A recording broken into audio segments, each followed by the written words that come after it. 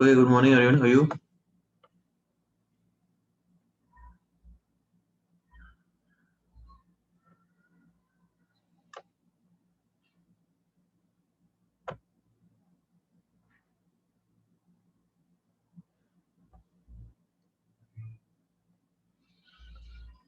Okay, I hope you can hear me and you can see the screen, right? Fine. So homework हो गया last class का जो था?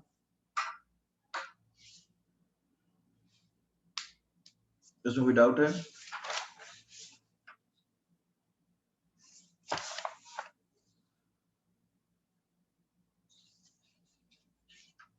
Okay, 28th. The flow of heat is always unidirectional from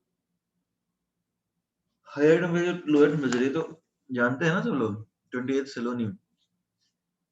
The flow of heat is always from higher temperature to lower temperature. इसमें doubt है क्या?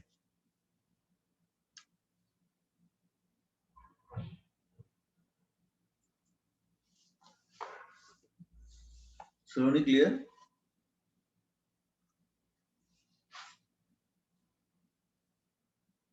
Hello? Spontaneous flow मतलब अपने आप जाएगा हीट और क्या? Already हमने spontaneous का मतलब सीखा था ना. Spontaneous is something which takes place on its own, right? जो अपने आप होता है उसको spontaneous बोल देते हैं. तो 28 का आंसर क्या होगा? Higher temperature to lower temperature. ठीक है. Question number 33.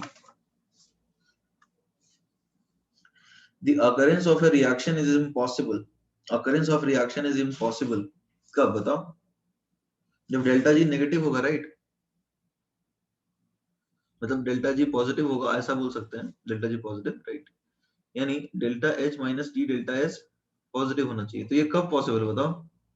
जब delta H greater than zero हो और delta S less than zero हो. ये कभी होगा रिएक्शन एवरीडी. देख लो, हर टेम्परेचर पे पॉजिटिव ही आएगा. टेम्परेचर टेंडिंग टू जीरो कर दो, डेल्टा जी पॉजिटिव ही आएगा. टेम्परेचर टेंडिंग टू इनफाइनाइट कर दो तो डेल्टा जी तुम्हारा इनफाइनाइट आ जाएगा. तो ये भी पॉजिटिव ही होगा. समझ में आया नहीं आया?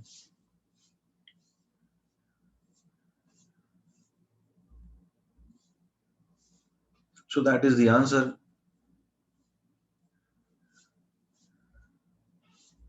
ठीक है. और कोई डाउट है?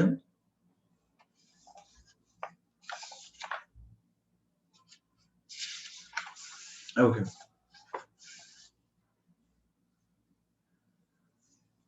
ठीक है, तो आगे बढ़े.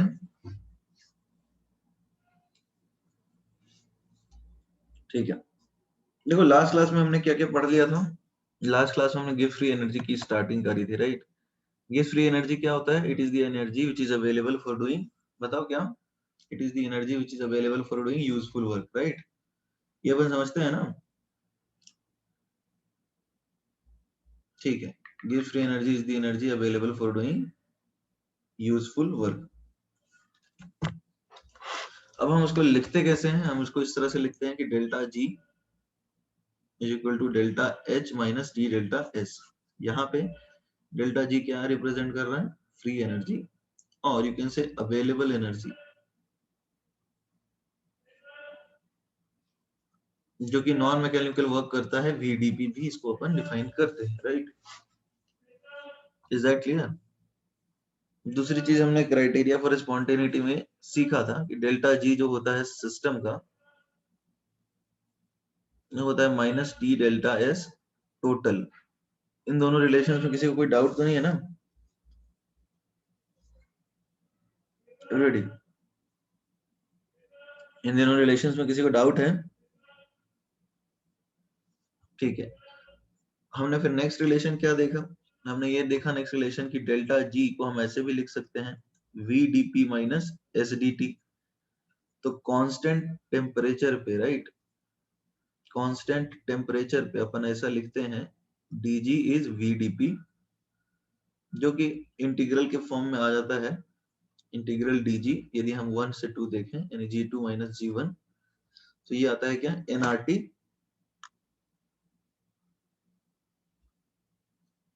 log p2 upon p1। Clear है?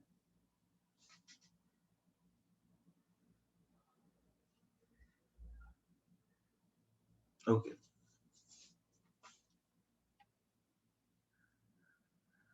तो आगे बढ़े हम लोग।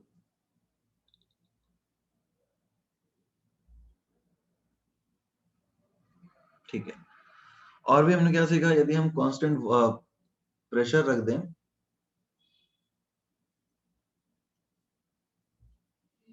तो dg आएगा माइनस एस डी टी और s आएगा minus dg by dt at constant pressure.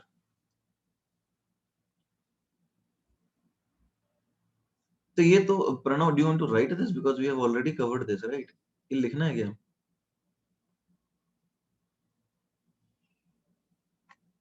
हमने सारी चीजें तो रिवीजन कर रहे हैं ना हम इसको तो।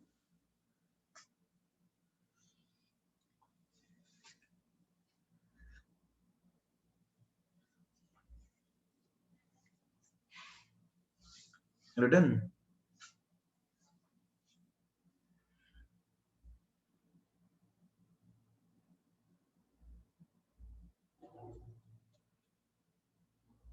ठीक है, आगे बढ़ जाए।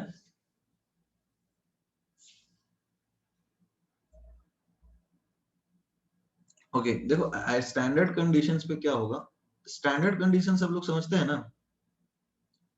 एवरीबॉडी? स्टैंडर्ड कंडीशंस क्या होते हैं? 298 केल्विन एंड 1 एटीएम प्रेशर, या कि तुम बोल सकते हो 1 बार प्रेशर।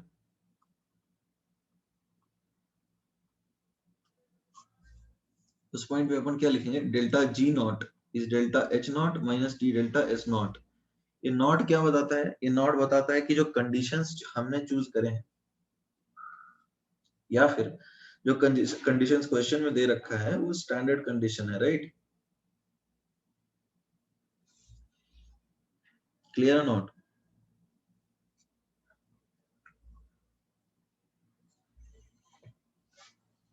ओके,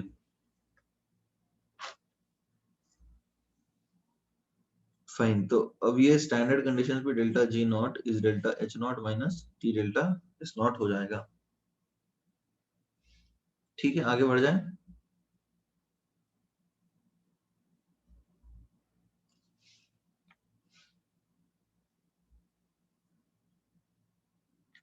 ये लिख लिया तुमने?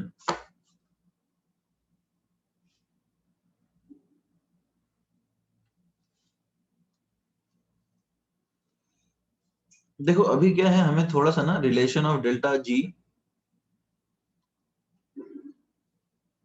रिलेशन बिटवीन डेल्टा जी लिखना है विश्वराज। Okay, write down.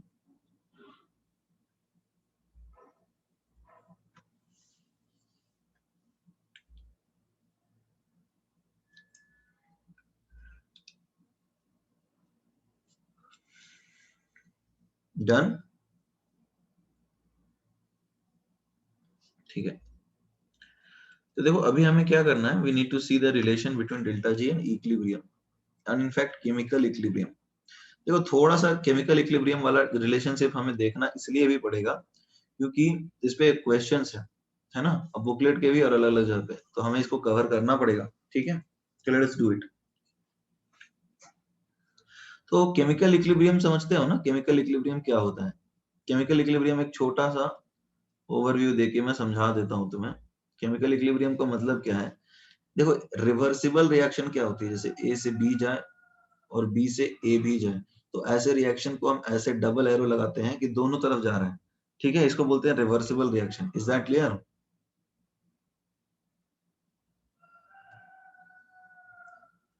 तो अब होगा क्या, रिवर्सिबल रिएक्शन दोनों तरफ जा रहा है, तो अब यदि rate of forward reaction R F, ठीक है, यदि rate of forward reaction R F और rate of backward reaction R B, ठीक है, rate of backward reaction R B और rate of forward reaction R A, जब दोनों बराबर हो जाएंगे तो रिएक्शन कोई नेट मूवमेंट जाएगा। मतलब समझो तुम्हारे पास 2 क्लासरूम है, इसमें 20 बच्चे हैं और इसमें भी 20 बच्चे हैं, 10 इधर से इधर चले गए और 10 इधर से इधर चले गए, ठीक है।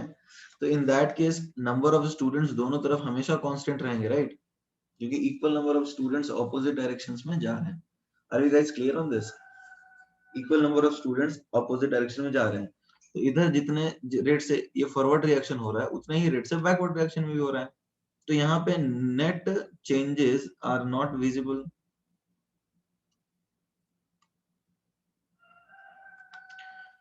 और नथिंग न्यू इज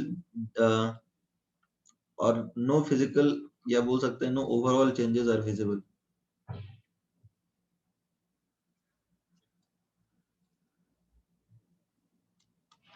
ज्यादातर प्रॉपर्टीज यहाँ पे सेम रहती हैं, राइट?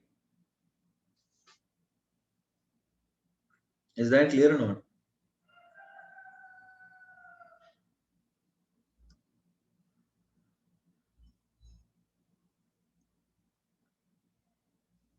एवरीबॉडी यहाँ तक बात समझ में आई ना? Everybody please respond in the chat box, is that clear? इसको लिख लीजिए फिर।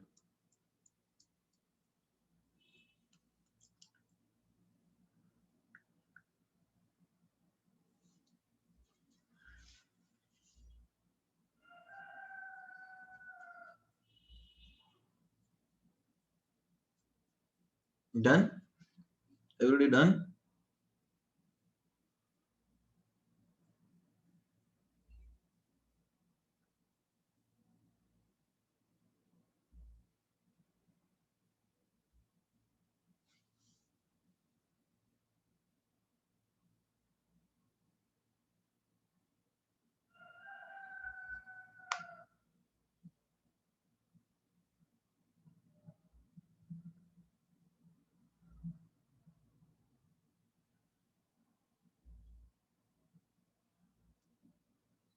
Okay fine. तो कुछ और भी चीजें हैं प्रॉपर्टीज की, यदि हम बात करें प्रॉपर्टीज अभी तक जो सीख सकते हैं हम, प्रॉपर्टीज ऑफ केमिकल इक्विलिब्रियम। देखो केमिकल इक्विलिब्रियम के या फिर इक्विलिब्रिया के कुछ प्रॉपर्टीज हम यहाँ पर थर्मोडायनेमिक्स के पॉइंट ऑफ व्यू दे सकते हैं। पहला चीज तो नेट रिएक्शन रेट 0 होगा, ये समझ में आ रहा है ना सबको? जैसे सिद्धेश ने भी लिखा था, R F minus R B तो 0 होगा, ठीक है? Is that clear? Net reaction rate कुछ है ही नहीं, इसलिए कोई चेंजेस दिख नहीं रहे, right? Clear not? Okay. Delta G system 0 होगा ना?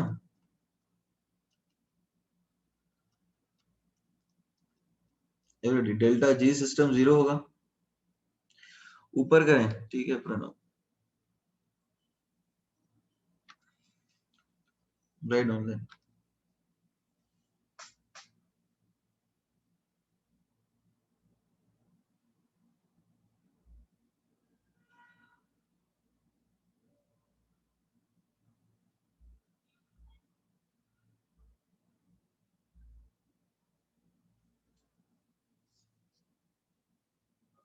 ठीक है, अब डेल्टा जी सिस्टम होता है minus T delta S total. अब ये हम लोग जानते हैं कि दोनों 0 हैं, तो इसका मतलब क्या है? जी सिस्टम तो 0 है ही, डेल्टा जी सिस्टम भी 0 है, और डेल्टा एस टोटल भी 0 है। Is that clear?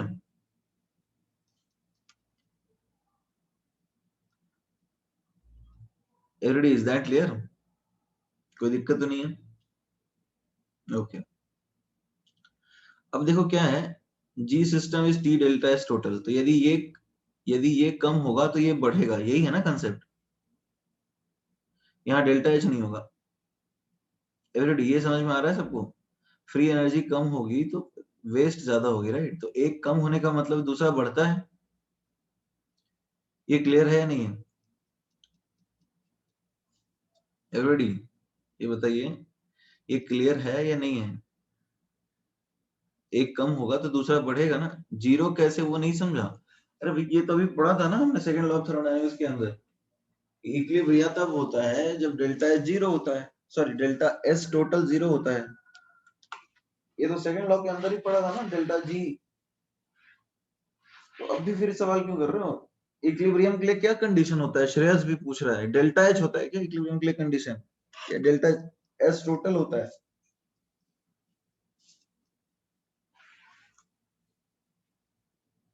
Delta S total, then why is that a question now?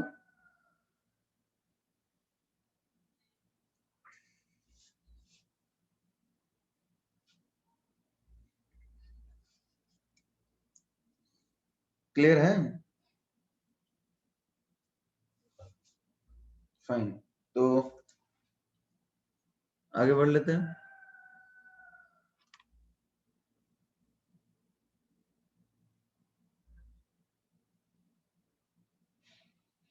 Okay, ये लिख लिया तुमने?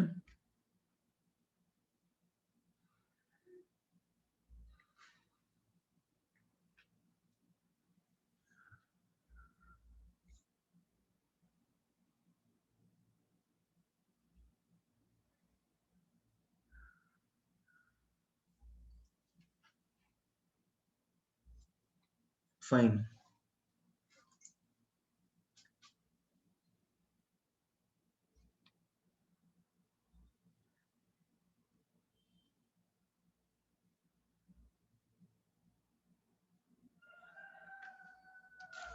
तब आगे बढ़े। तो अब देखो ये सारी चीजें समझ में आई होंगी कि जब एक चीज बढ़ रही है तो दूसरी तो कम होती है। तो यहाँ तक तो हम ऐसा बोल सकते हैं क्या कि see delta G system is T delta S, तो हम ऐसा बोल सकते हैं जी सिस्टम वो भी लिख सकते हैं minus T S total. Is that clear? ऐसा लिख सकते हैं क्या? इंटीग्रेट कर दो दोनों को, आ जाएगा ये। डेल्टा एच जीरो कहाँ लिखा है मैंने यहाँ पे यार? तुमको डेल्टा एच में क्यों दिक्कत हो रहा है Shreyas? Why are you confuse?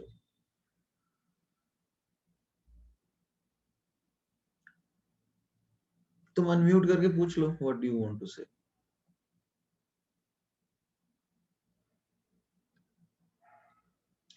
Okay, unmute yourself and speak.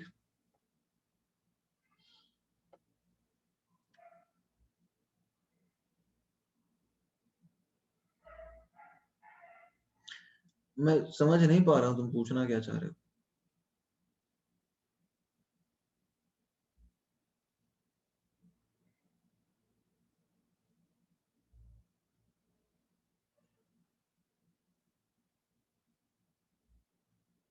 Shreyas can you please unmute? Sir इसमें आपने delta G system is equal to minus T delta S total लिखा है ना?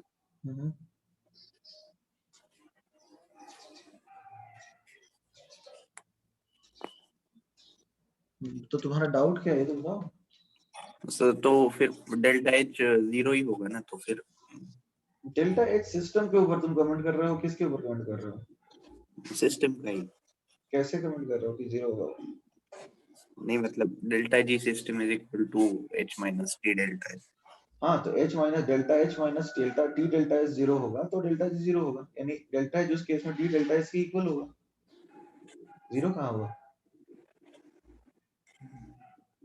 हाँ हाँ हाँ, नहीं समझा सर, समझा।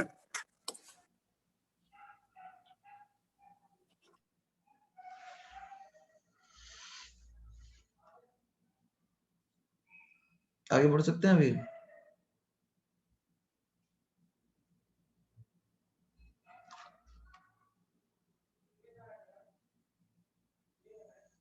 ओके, तो ये लिख लिया सबने?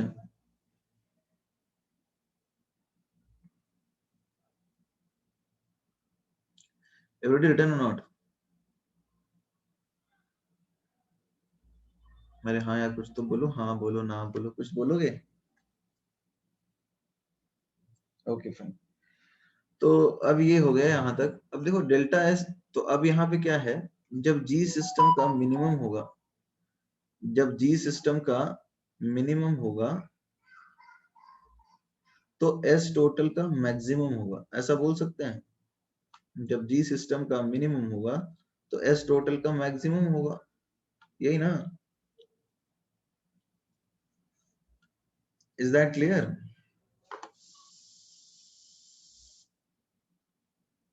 और अपोजिट भी है, जी सिस्टम का जब मैक्सिमम होगा तो इसका मतलब जी सिस्टम का जब मैक्सिमम होगा तो इस टोटल का मिनिमम होगा। तो ऐसा देखो, इक्विलिब्रिया का मतलब क्या है? इक्विलिब्रिया का मतलब ये है कि फ्री एनर्जी जो है, ऐसा भी डिफाइन कर सकते हैं कि फ्री एनर्जी जो है वो मिनिमम पे पहुंच गया है और एंट्रोपी मैक्सिमम पे पहुंच गया है, इसीलिए चेंजेस नहीं हो पा रहे हैं। ऐसा थ्योरेटिकली डिफाइन कर सकते हैं क्या एवरीबॉडी? इक्विलिब्रिया पहुंच गया है, इसका मतलब फ्री एनर्जी अपने मिनिमम पे पहुंच गया है और नेगेटिव नहीं हो सकता, इसलिए चेंज जीरो आ गया, राइट? और एंट्रोपी मैक्सिमम पे अपने पहुंच गया है तो और ज्यादा नहीं बढ़ सकता। तो ऐसे भी डिफाइन कर सकते हैं ना इसको, क्योंकि कंसेप्ट यही है ना कि एंट्रोपी बढ़नी चाहिए। तो अब और नहीं बढ़ रही है, चेंजेस और नहीं हो रहे हैं, इसका मतलब मैक्सिमम हो गया होगा। तो ऐसे भी लिखते हैं मतलब, ठीक है।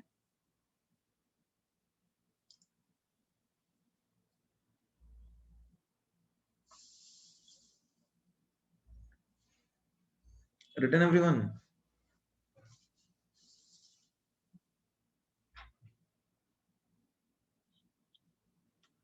ओके,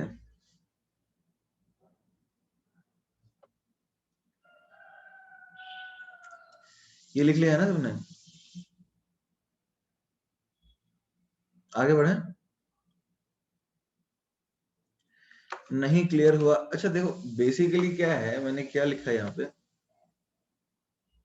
मैंने ये लिखा है कि इस तरह से बताते हैं। वैसे देखो, इक्विलिब्रियम पे क्या है, इक्विलिब्रियम पे चेंज नहीं होता, मतलब डेल्टा जी जीरो होता है।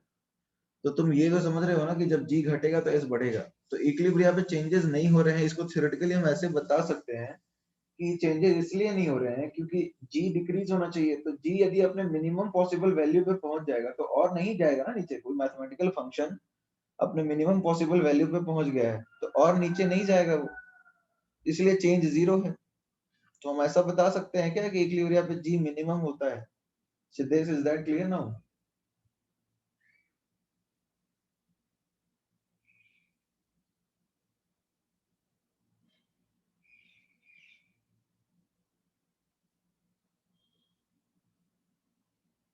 नहीं है क्लियर? क्यों?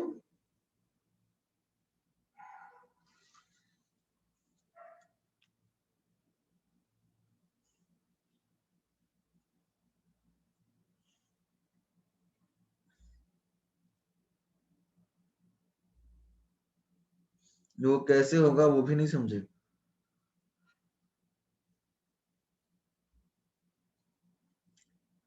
ठीक है।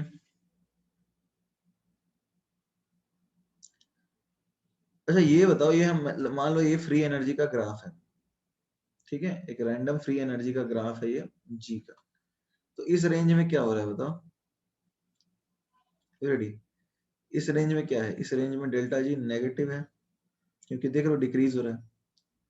इस रेंज में क्या है? डेल्टा जी पॉजिटिव है, ठीक है। तो डेल्टा जी जीरो कहाँ होगा? कहीं इस पॉइंट पे। तो यहाँ पे जी मिनिमम है।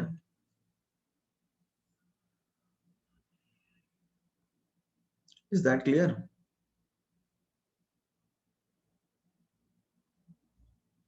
एवरीडी, इज दैट क्लियर और not? G system minus T delta S total होता है, ठीक है। या फिर तुम ऐसा बोल सकते हो, डेल्टा जी सिस्टम, ये तो जानते ही हो, minus T delta S total होगा। यानी जब जी घट रहा है तो वो बढ़ना चाहिए, राइट? जब जी घट रहा है मतलब when it is decreasing then S total should increase. तो तभी तो स्पॉन्टेनियस होगा ना। तो इस रीजन में लेट अस डिफाइन इट। इस रीजन में ये देखो एस टोटल पॉजिटिव है क्योंकि ये बढ़ रहा है, और इस रीजन में जी ये एस टोटल नेगेटिव है, ये डिक्रीज हो रहा है। तो जब ये मिनिमा है, यहाँ एस टोटल जीरो है, तो इसका मैक्सिमा नहीं हुआ ये।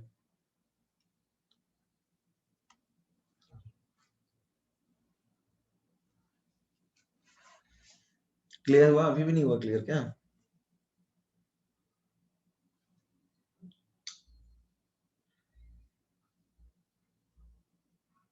लिख लो फिर इसको।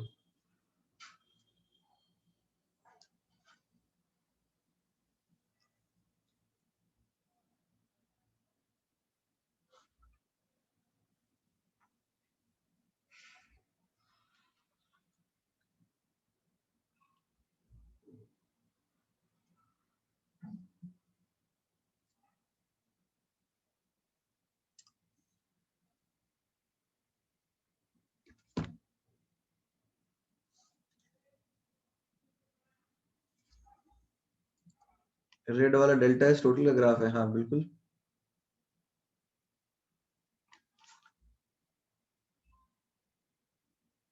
This is actually graph for T delta S total, T S का ग्राफ है।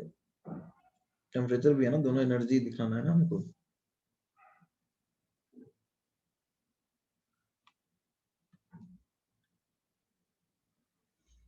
Already done.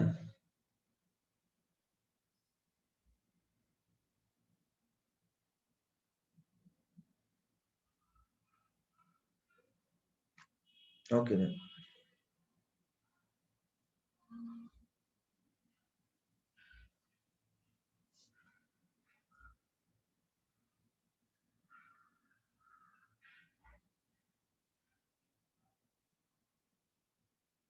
ये रैंडम तुमको समझाने के लिए बताया मैंने।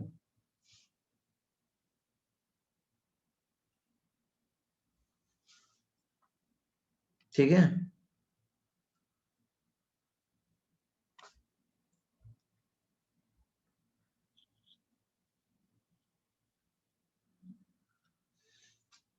okay.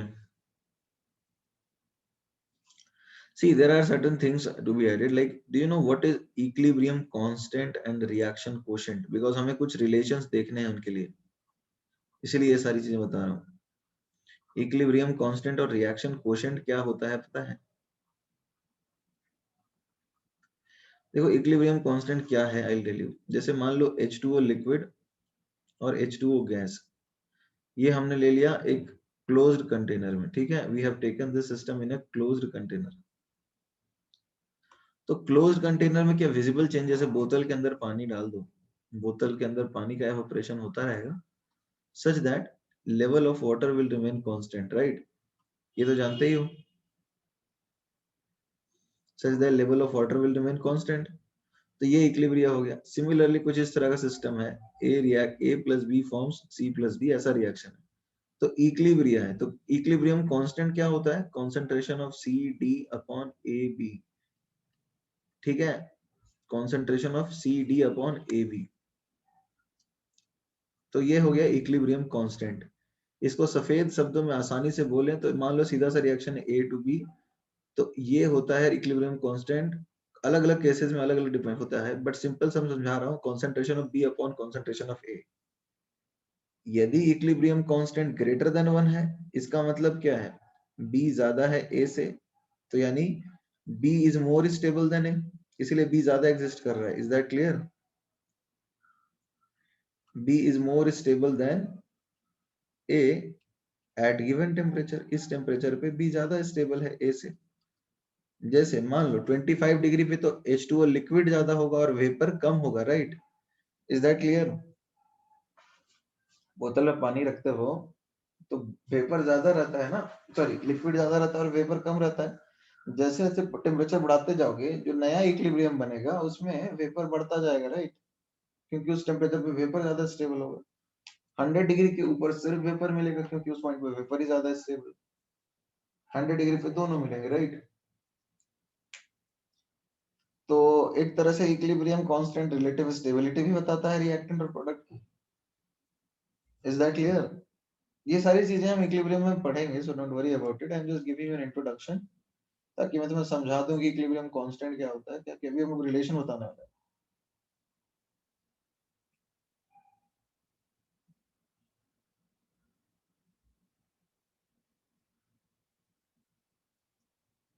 रिटन?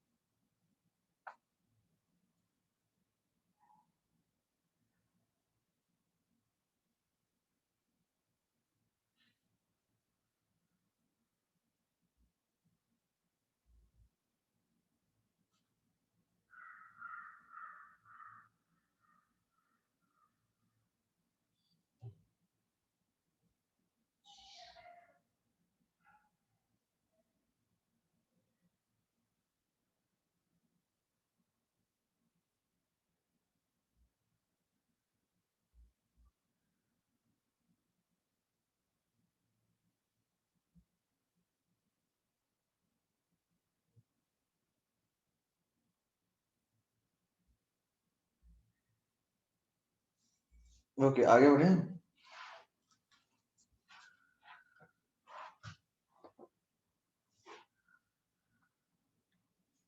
रिएक्शन एक डायरेक्शन में मूव करेगा नहीं, बिल्कुल ऐसा नहीं है। अरे देखो ए टू बी का मतलब ये है ना,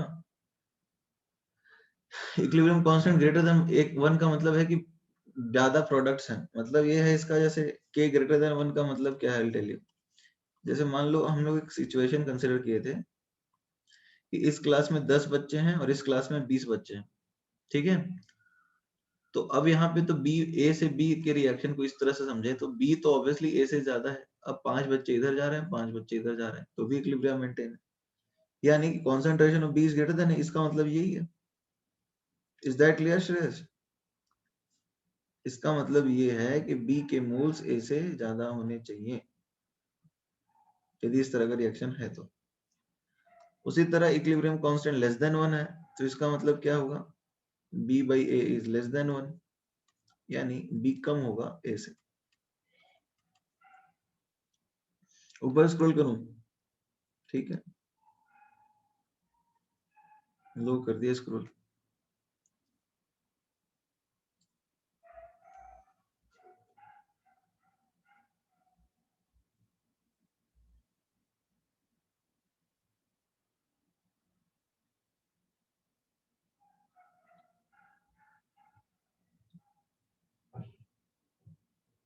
डन, ओके, ये लिख लिया तुमने।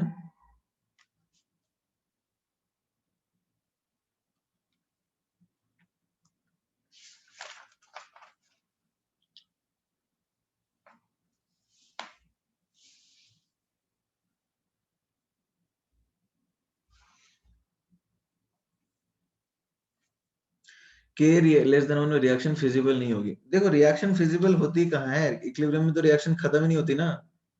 फिजिबल तो इरिवर्सिबल रिएक्शन की बात करते हैं।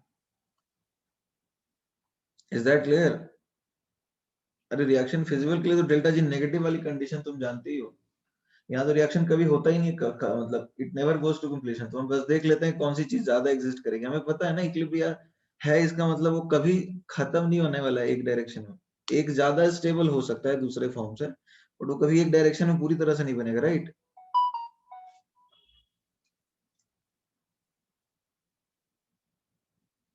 क्या पूछना चाह रहे हो श्रेयस? तुम खुद बहुत सारी चीजें सोच के ना खुद ही कंफ्यूज हो जाते हो। Unmute yourself and speak up, what do you want to से?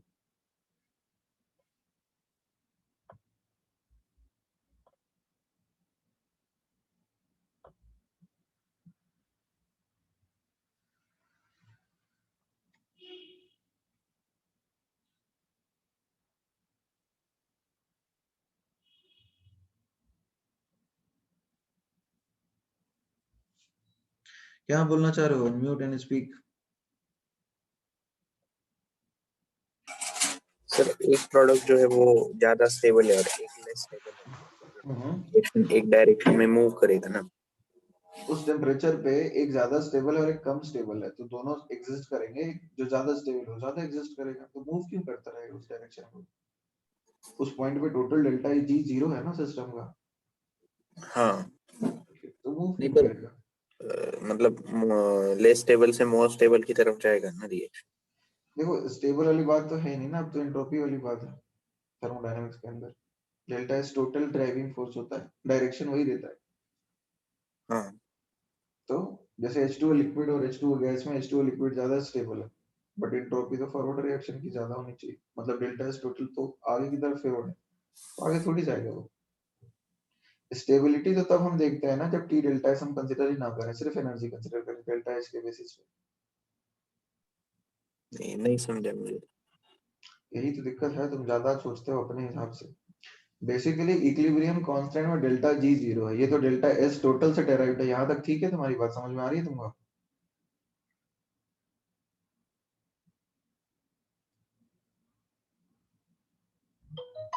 You can speak up, I don't mind because it will be हाँ बेटर। सर। ठीक है, तो अब यहाँ पर तुम्हें ये बात समझ में आ रही है कि डेल्टा जी जीरो है, डेल्टा एस टोटल से डेराइव्ड है। अब यदि इक्विलिब्रियम कांस्टेंट ग्रेटर देन 1 है, इसका मतलब प्रोडक्ट ज्यादा एग्जिस्ट करता है इस टेम्परेचर पर रिएक्टेंट के हिसाब से। यही है ना इसका मतलब। तो हम हाँ ये बोल रहे हैं कि प्रोडक्ट ज्यादा एग्जिस्ट करता है, इसका मतलब वो ज्यादा स्टेबल होगा। हाँ, और रिएक्शन उसकी डायरेक्शन में नहीं जाएगी। रिएक्शन उसकी डायरेक्शन में जाएगी, उसके लिए डेल्टा जी ओवरऑल नेगेटिव होना चाहिए, इक्विलिब्रियम में तो 0 है। हाँ, तो फिर मूव ही नहीं करेगी, सिर्फ रिएक्शन कंसंट्रेशन में देखो लगेगी। बेसिकली क्या है, रिएक्शन का overall driving force delta G होता है, और यदि वो 0 है तो क्यों रिएक्शन किसी एक डायरेक्शन में मूव करे। हाँ, मतलब सिर्फ कंसंट्रेशन अलग है बस, और हाँ ये रिएक्शन मूव नहीं करेगा किसी भी डायरेक्शन। तो वही बात है ना। देखो एवरीबॉडी यहाँ पे ज्यादा कंफ्यूज होने वाली आपकी बात नहीं है, यहाँ पर आप सीख चुके हो क्या कि डेल्टा जी सिस्टम और delta S total driving force होते हैं, रिएक्शंस को डायरेक्शन वही देते हैं। डायरेक्शन जो हमने बात करी थी सेकंड लॉ ऑफ थर्मोडायनेमिक्स के अंदर, राइट, वहां पे हमने ये सीखा था कि सिस्टम इज और a process is spontaneous in the direction in which entropy of universe is increasing. उसको हमने रिएक्शन में ऐसे पढ़ा है कि रिएक्शन उस डायरेक्शन में जाता है जिधर उसकी फ्री एनर्जी डिक्रीज होती है या फिर डेल्टा जी नेगेटिव होती है ओवरऑल। ठीक है, इज दैट क्लियर। अब जरा समझने की कोशिश करो यहाँ पे हो क्या रहा है। इंटरप्रिटेशन तुम खुद सोचोगे तो देखो क्या है, ए से बी एक रिएक्शन है तो डेल्टा जी क्या आएगा बताओ, जी फॉरवर्ड माइनस जी बैकवर्ड, इसमें कन्विंस्ड हो।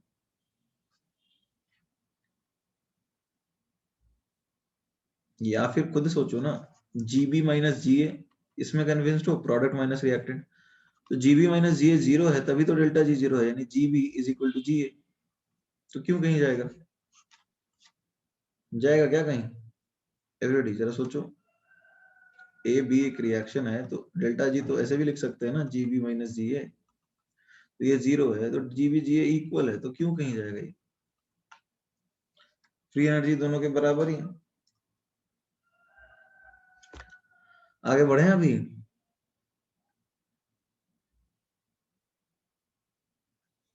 ठीक है, तो बेसिकली कहानी ये है कि भैया जी डायरेक्शन देता है, तो रिएक्शन मूव जब भी कराओ ना तो जी के हिसाब से ही बात करो, किसी एक डायरेक्शन में जाएगा या नहीं जाएगा तुम ऐसा डिसाइड करना चाहते हो, so please use delta G in that case, because direction हमें वहीं से मिलता है।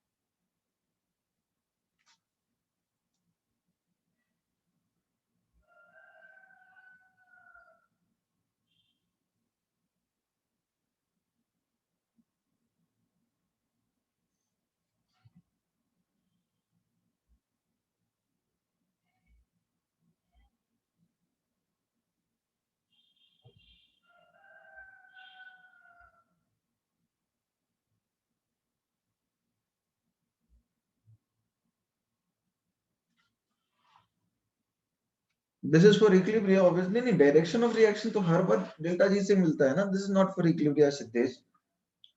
अरे यार तुम लोग अभी भी इस चीज के लिए क्यों कंफ्यूज हो, डायरेक्शन जो भी है वो कहाँ से मिलता है, डेल्टा एस टोटल से मिलता है, ये तो हर जगह वैलिड है ना, चाहे वो केमिकल रिएक्शन हो, जनरल प्रोसेस हो, कोई भी चीज हो, उसके लिए तो हर जगह वैलिड है। Why are you again repeating कि ये इक्विलिब्रियम में ही लगेगा, तुम लोग कॉन्सेप्ट खुद बना रहे हो, इट सीम्स एज इफ। एक जनरल चीज होता है, यूनिवर्सल बात है कि हर जगह ये होता है कि डायरेक्शन उसी डायरेक्शन में जाता है जिधर एंट्रोपी बढ़े। ये तो कितनी बार बताया था, अलग अलग एग्जाम्पल समझाया था, अभी ये क्यों कंफ्यूजन हो रहा है तुम्हें। G A is equal to G B, हाँ ये इक्विलिब्रियम पे होगा ऑब्वियसली।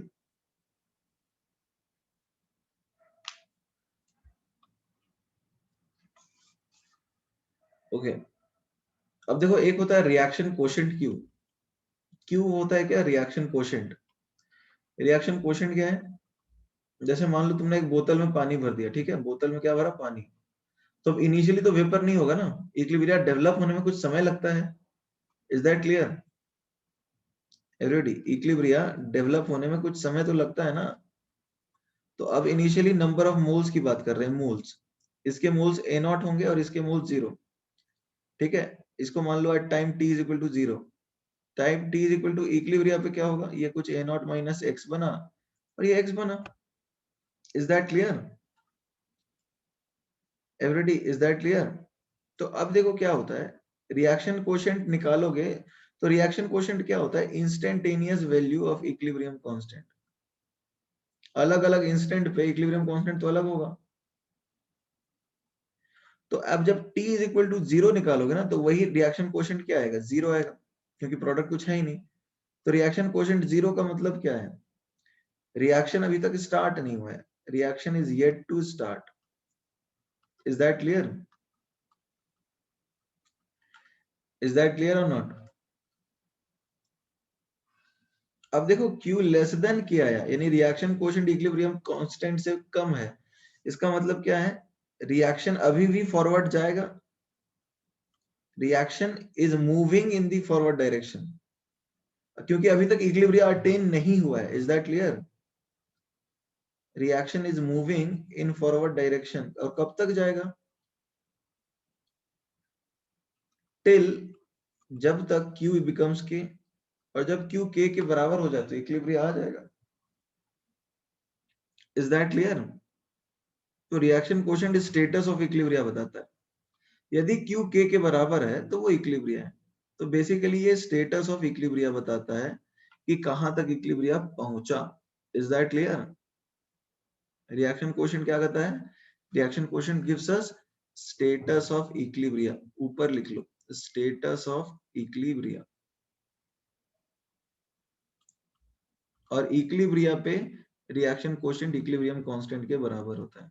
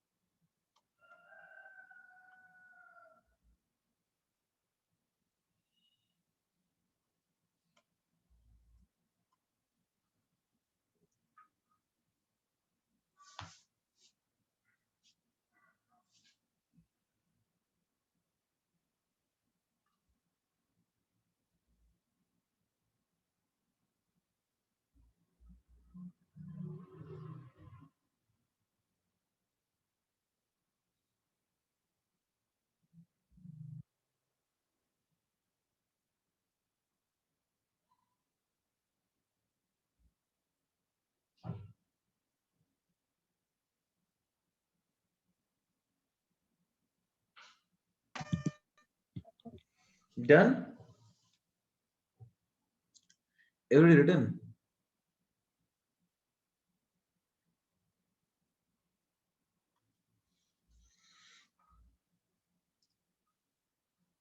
ओके, तो तुम्हें क्या लगता है इतना सारी बातें हमने इक्विलिब्रियम वाली क्यों की यहाँ पे डिस्कस, क्या रीजन था, any specific reason why did we do that?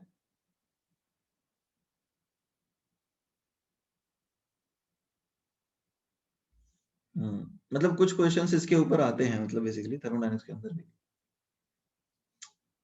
कुछ रिलेटेड पैरामीटर्स हैं।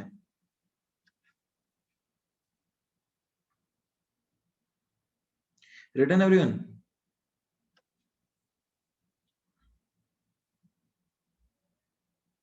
Okay fine. तो अब देखो क्या है, Q ग्रेटर देन K हो सकता है, बट उन सारी चीजों की डिस्कशन हम आगे करेंगे, ठीक है, इक्विलिब्रियम चैप्टर में करेंगे।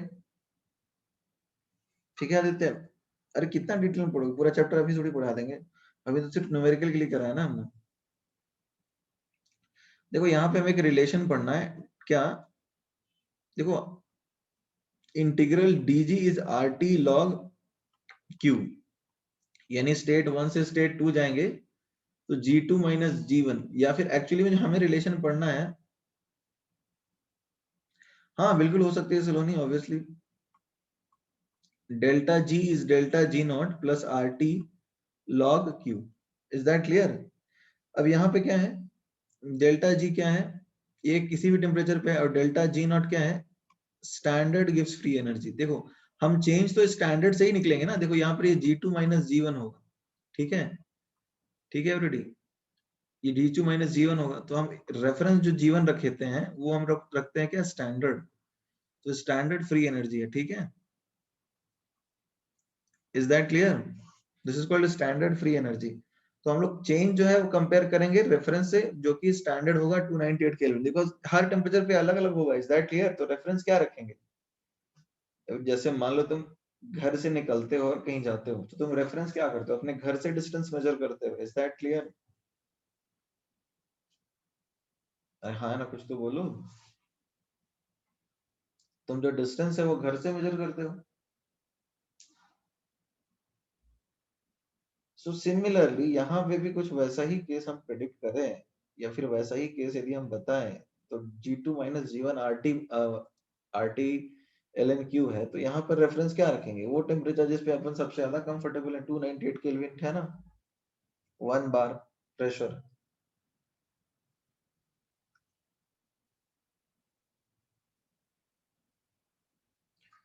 Is that clear? Everybody, is that clear or not? तो एट इक्लिब्रिया क्या होगा? इक्लिब्रियम पे या फिर इक्लिब्रिया पे आप बता सकते हैं डेल्टा जी 0 होता है, तो डेल्टा जी नॉट जो है ये हो जाएगा minus R T L N K. K क्यों समझ में आ रहा है? क्योंकि इक्लिब्रियम पे के हो जाता है, ये समझ में आ रहा है? इक्लिब्रियम पे के हो जाता है क्योंकि Q इज इक्वल टू के। कोई दिक्कत तो नहीं? तुम इसको ऐसे भी लिख सकते हो, डेल्टा जी नॉट को delta H naught minus T delta S naught is again equal to minus R T log के।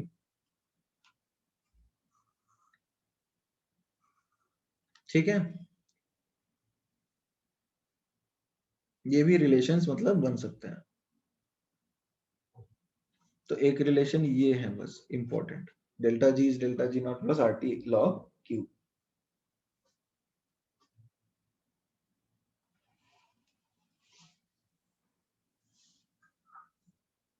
Written everyone?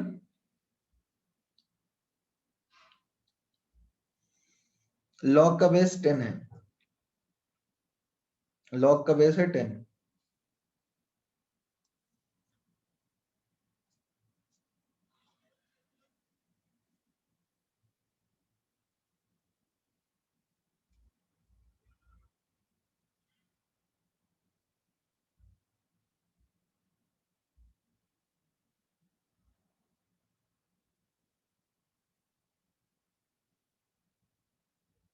नहीं नहीं नहीं, जैसे बेसिकली लॉग की बेस ई है 10, लॉग ये डिपेंड करेगा बहुत सारे factors, will talk about it. इसका डेरिवेशन देख लेंगे ना, टेंशन क्यों ले रहे हो तुम? हम लोग इसका डेरिवेशन देख लेंगे। एलएन आएगा, ठीक है, हाँ ये एलएन ही आएगा, ई आएगा, ठीक है। नेचुरल लॉग तो वही आता है ना, डेरिवेशन में करोगे कहीं भी इंटीग्रेशन में तो लॉग ई ही आता है, ठीक है। 2.303 आएगा वहां पर, ठीक है। ये नेचुरली आएगा बिकॉज कहीं भी इंटीग्रेट डिफरेंशिएट करोगे तो लॉग के बेस 10 नहीं आता है, ई ही आता है मैथमेटिकली में, है ना, तो ये ई ही होगा, ठीक है। Is that clear? आगे बढ़े, लॉग की बेस ई होगी।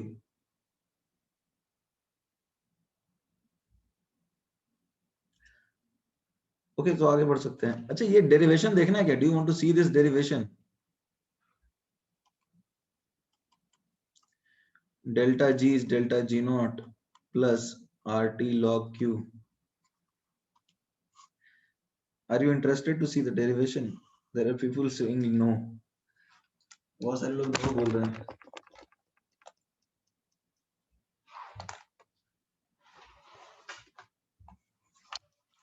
चलो अरे वाह, lot of people are saying no, why?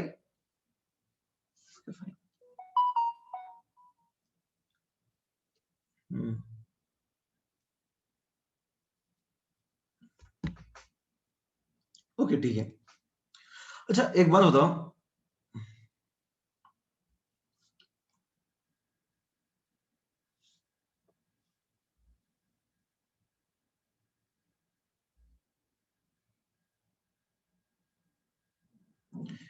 ऊपर कर दिया स्क्रॉल।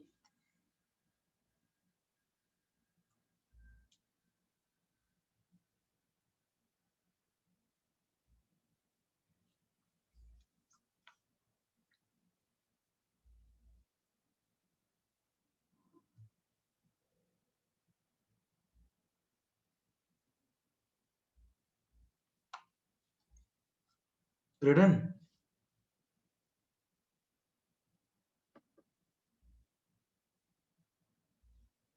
ओके।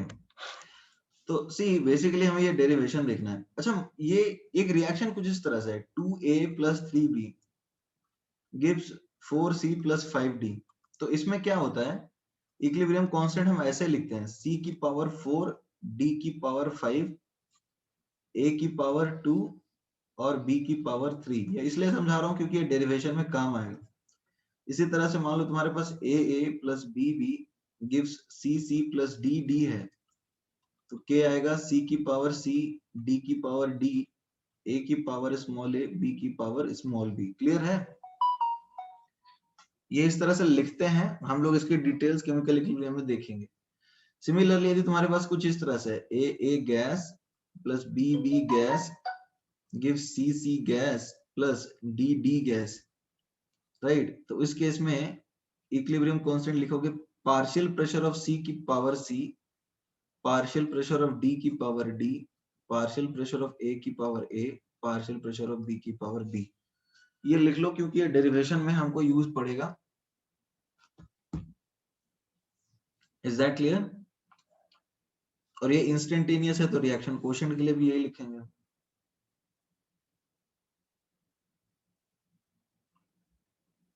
ये डेरिवेशन तुम्हें रटने की आवश्यकता नहीं है, ये डेरिवेशन थोड़ा सा लंबा है तो उसको ये रटने या फिर याद रखने के सेंस में मत लेना, ठीक है ना।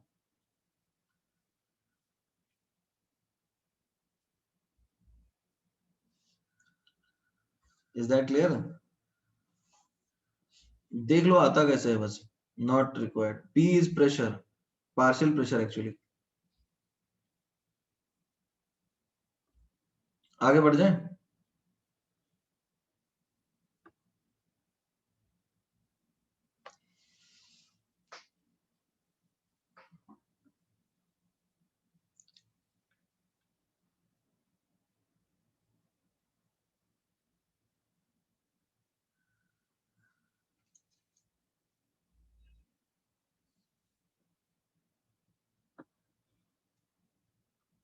ओके तो देखो ये कैसे आता है। जैसे मान लो तुम्हारे पास एक रैंडम सी रिएक्शन है इक्विलिब्रियम की।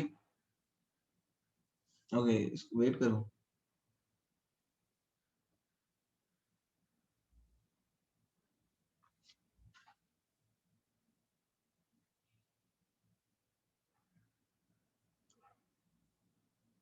ओके एक रिएक्शन है, no it is applicable everywhere, don't worry.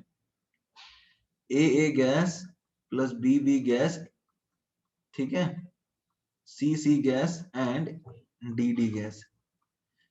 ये एक रिएक्शन है, ठीक है, इसके लिए अपन डिराइव करने वाले हैं। तो डेल्टा जी रिएक्शन का क्या आएगा? रेडी? डेल्टा जी रिएक्शन का क्या आएगा बताओ एवरीडी?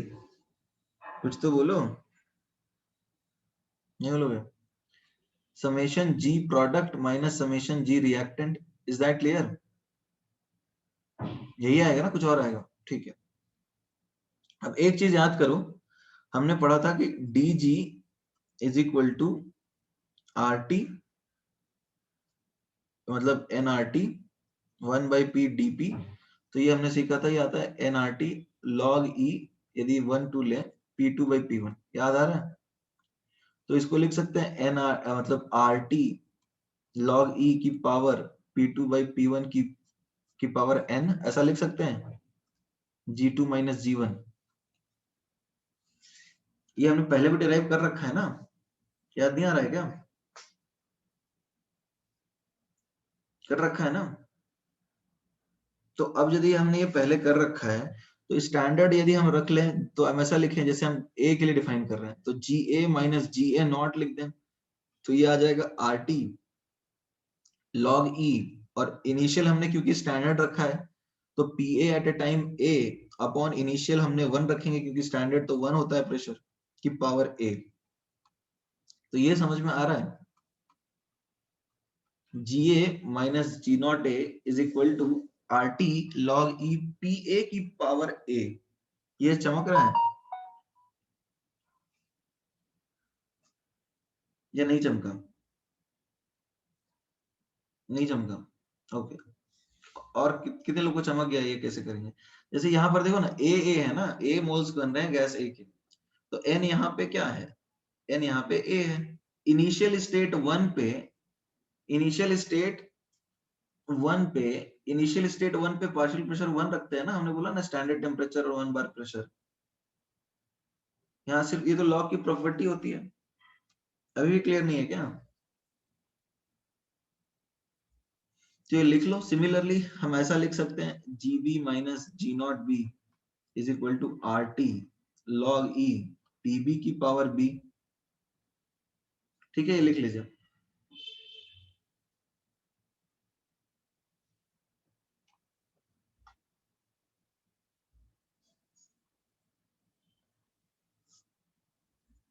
रिएक्शन कांस्टेंट टेम्परेचर पे कैसे हुआ?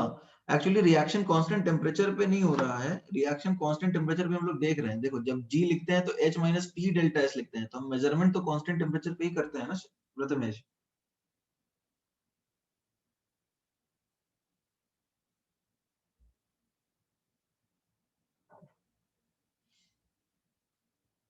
आगे बढ़ जाए, ये लिख लिया तुमने?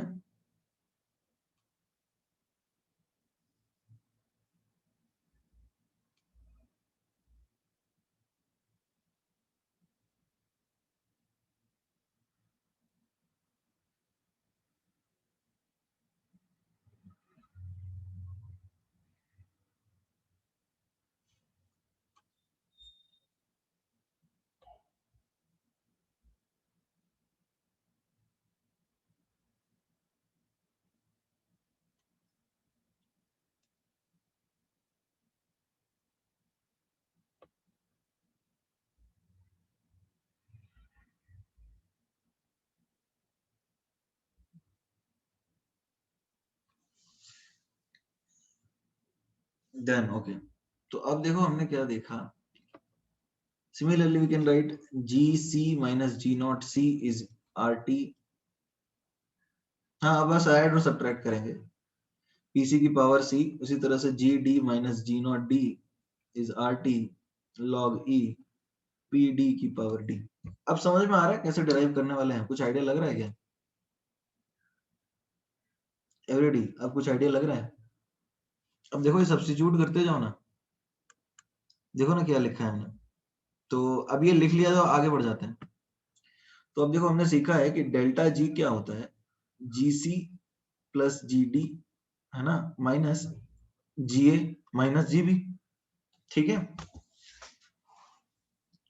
तो अब जीसी देखो क्या है, G naught C plus R T log e P C की power C plus G naught D R T log ई पी डी की power D minus G naught A minus R T log E P A की power A minus G naught B minus R T log E P B की power B. कोई दिक्कत है?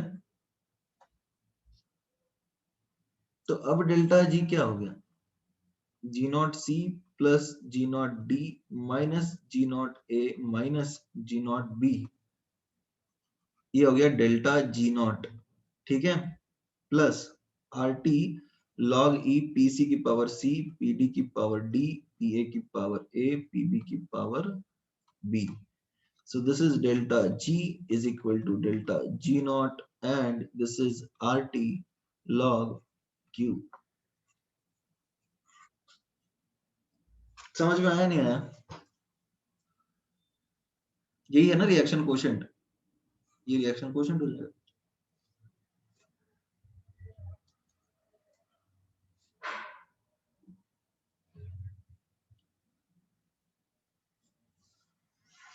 So write it down।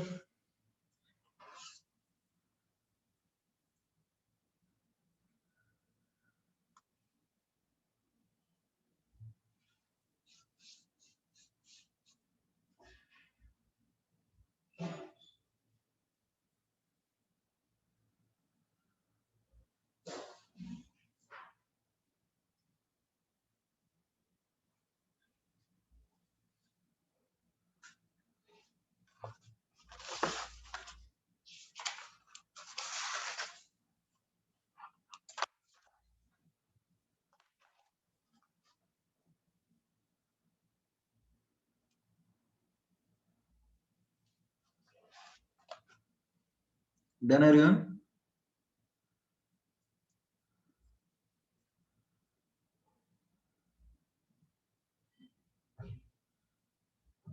ऊपर scroll करो क्या?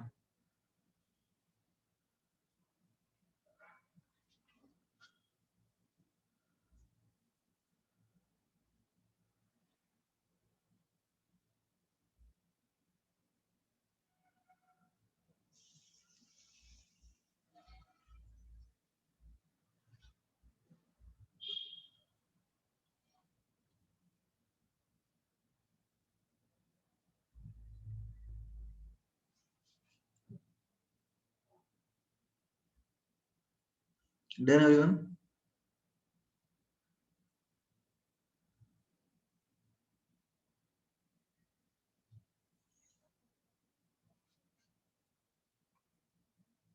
Okay, तो write down then.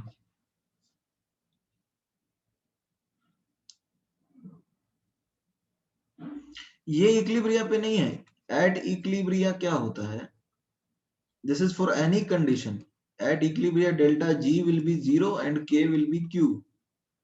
ठीक है, ये इक्लिब्रिया पे नहीं है. This is it at any condition in reversible reactions. We can write यहाँ पे क्या होगा? Delta G naught will become minus RT log Q की base E, that is minus 2.303 RT log K की base 10. इक्लिब्रिया पे ये होगा. Equilibria तो इक्लिब्रियम कांस्टेंट से पता चलता है. ये तो रिएक्शन कोशेंट लिखा है ना, जरूरी थोड़ी कि इक्लिब्रिया पे होगा. Is that clear?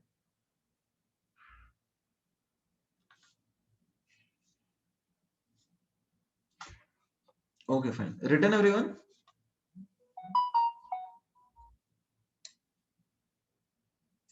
So this completes second law of thermodynamics. तुम्हें क्या एहसास हो रहा है? देखो अभी क्या है, थर्मोडायनेमिक्स फर्स्ट लॉ और सेकंड लॉ खत्म हो गया, तो जो डिफिकल्ट पार्ट था ना वो थर्मोडायनेमिक्स का हो गया है अपना. थर्मोकेमिस्ट्री इजी है, इसमें ऐसा कोई थ्योरी है ही नहीं एक्चुअली.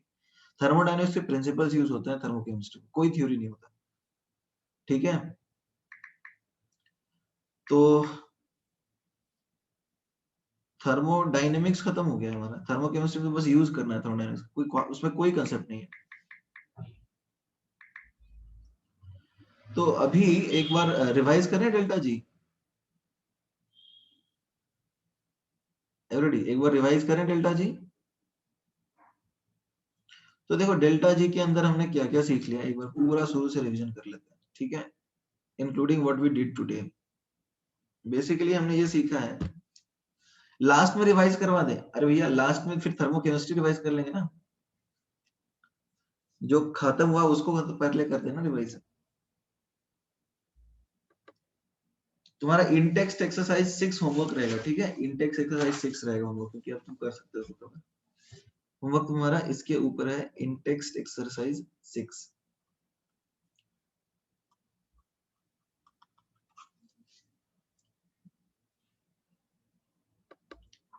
लिखना है क्या ये?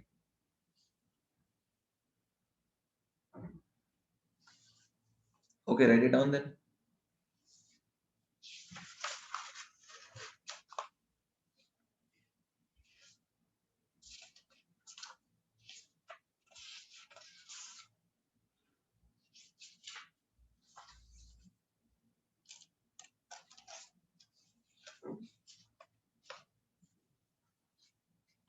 डन.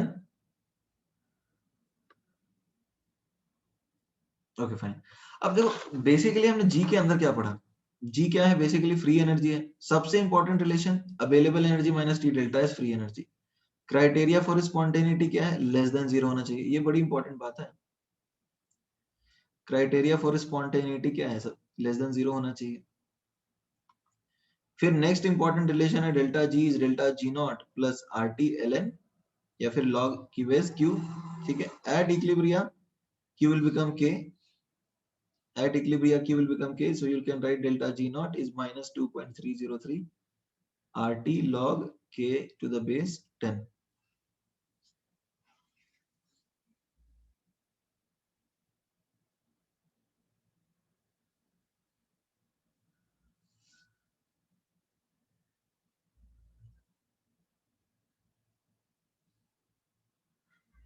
डन।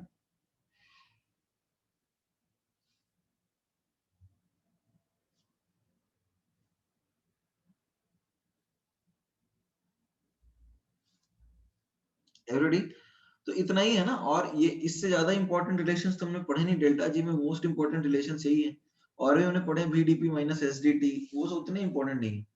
ठीक है, ये सारे रिलेशंस जो है, यही दो इनफैक्ट, एक ये और एक ये, these are the most important things जो हमें याद रखना है। ठीक है, तो आगे बढ़ सकते हैं ऑलरेडी। इसमें किसी को डाउट है? Do have any doubt in delta G? Criteria for spontaneity ये है कि लेस देन 0 होना चाहिए, इक्विलिब्रियम पे डेल्टा जी 0 होना चाहिए। क्लियर और नॉट?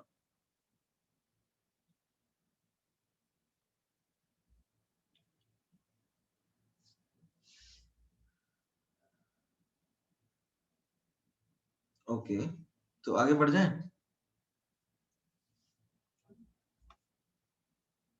ओके ठीक है, तो देखो अब हम जो पार्ट पे पहुंच रहे हैं ना थर्मोडायनेमिक्स का, वो है थर्मोकेमिस्ट्री। थर्मोकेमिस्ट्री क्या है? It is a branch of thermodynamics in which thermodynamic principle, मतलब it is a branch of chemistry in fact, in which principles of thermodynamics, मतलब कुछ नया नहीं आने वाला है, पुराने प्रिंसिपल से यूज करने वाले हैं। Principles of thermodynamics are used,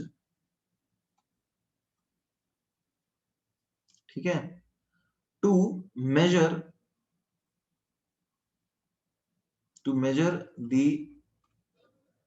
parameters associated with a chemical reaction, जैसे सब्लिमेशन इंथैल्पी, आयनाइजेशन इंथैल्पी, नाम सुना है ना?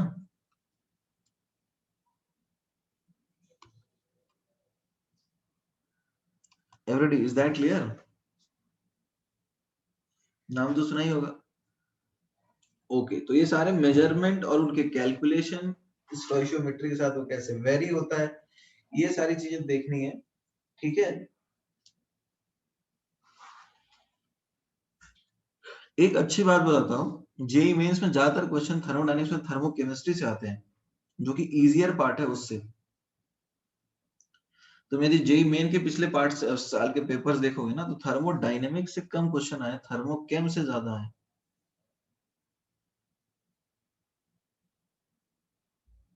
तो ये जेई मेन के लिए काफी ज्यादा इंपॉर्टेंट टॉपिक हो जाता है। ठीक है,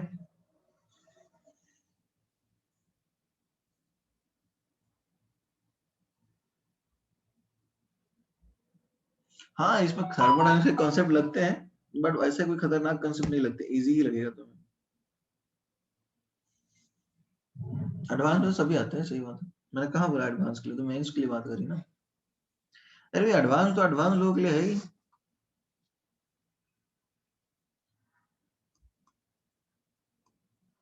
रिटन डेफिनेशन लिख लिया?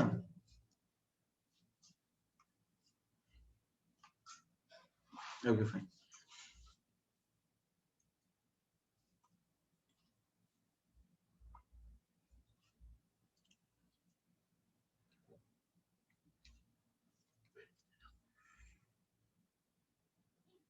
इसमें कोई खतरनाक कंसेप्ट नहीं लगते हैं, यही सब कॉन्सेप्ट लगते हैं, extensive, intensive, state function, path function, यही चार कंसेप्ट लगेंगे और कुछ नहीं।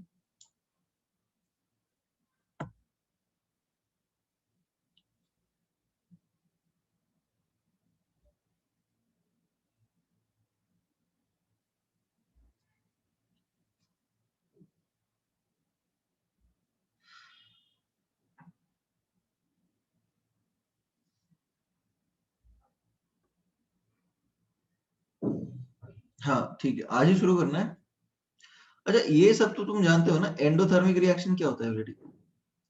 Everybody, what is an endothermic reaction? ये तो बहुत इजी है, तो बताते जाओ, ये कोई मुश्किल चीज तो नहीं है ना। What is an endothermic reaction?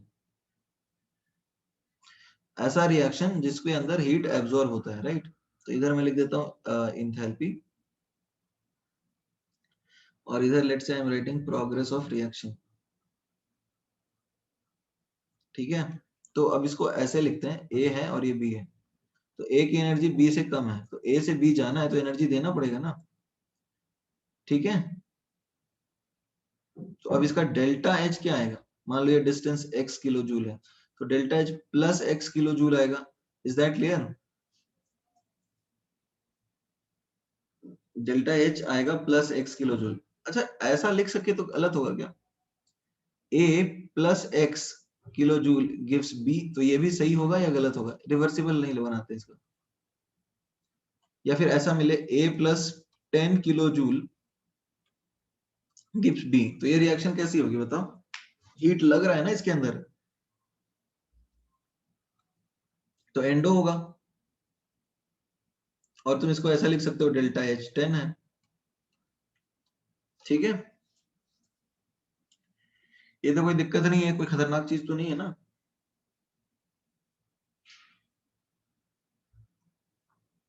Endothermic reaction irreversible हो सकती है, क्यों नहीं हो सकती? कंडीशंस पे हो ही सकती है ना।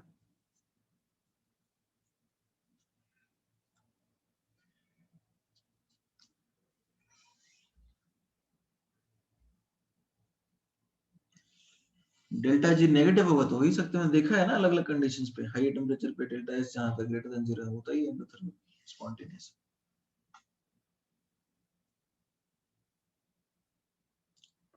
Written everyone?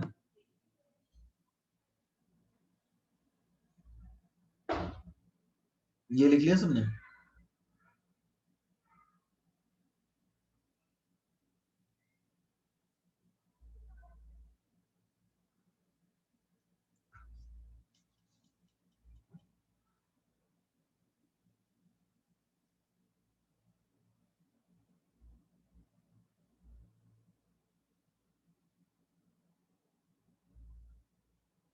Now done?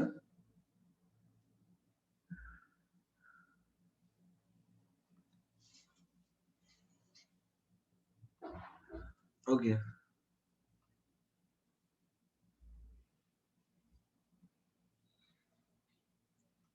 Exothermic reaction. एक मिनट, अच्छा ठीक है, हम वेटिंग।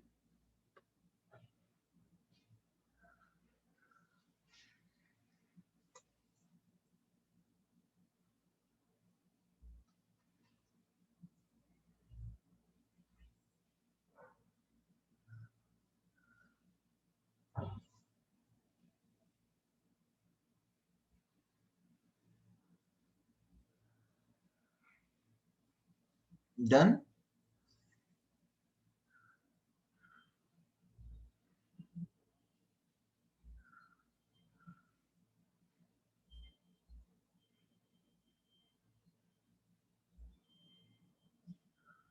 अमन डन नाउ?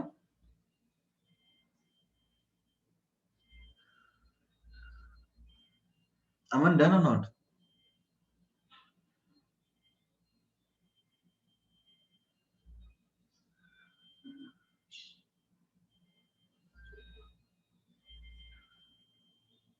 एंडोथर्मिक रिएक्शन की definition, it is a reaction which takes up energy या फिर व्हिच रिक्वायर्स हीट। ये भी लिखवाने की जरूरत है यार, तो बच्चे पढ़ते हैं ना। एंडोथर्मिक की डेफिनेशन चाहिए क्या? वही जो पढ़ते थे तुम क्लास 9 10 में, चेंज थोड़ी हो जाएगा डेफिनेशन, वही है। एक्सोथर्मिक रिएक्शन जिसमें हीट निकलेगा, ठीक है। इंथैल्पी प्रोग्रेस ऑफ रिएक्शन, ठीक है। तो इंथैल्पी हो गया, प्रोग्रेस ऑफ रिएक्शन हो गया। अब देखो, मान लो ए से बी है, तो अब ए से बी जब जाएगा तो हीट रिलीज करेगा, राइट? तो यहाँ पर तो डेल्टा एच नेगेटिव होगा, यदि ये एक्स है तो। कोई दिक्कत है? क्योंकि एच बी कम है और एक्स एच ज्यादा है, ये नेगेटिव होगा, राइट? तो इसको ऐसा लिखते हैं, A gives B plus 10 joule. तो ये रिएक्शन कैसा है बताओ? एक्सोथर्मिक है, या देखो ये हीट रिलीज कर रहा है ना 10 जूल, तो एक्सोथर्मिक हो गया। Is that clear?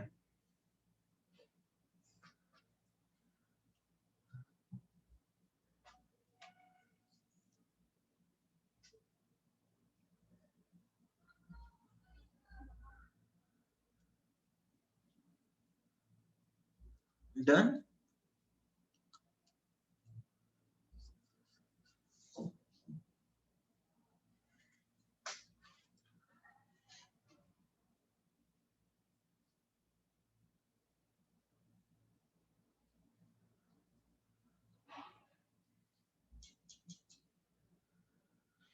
सबने लिख लिया? Written everyone? ओके, ठीक है।